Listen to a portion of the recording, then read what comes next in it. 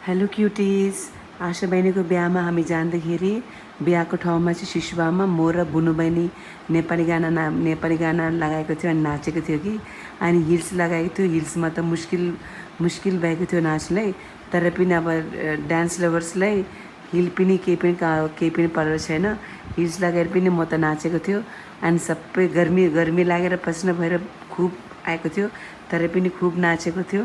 अनि प्लस यो गाना चाहिँ मलाई मेरो फेभरेट सङ थियो कि अनि त्यसै नाचेर बसिरहेको थियो। अनि सबैजना हामीले हेर्दै त अलिकति लाज त लाग्दै थियो, तर पनि नाच्दै बसेको थियो म। अनि हामी सबैजना चाहिँ एकदम रमाइलो गर्दै थियो त्यो दिन चाहिँ आशा बहिनीको बिहामा।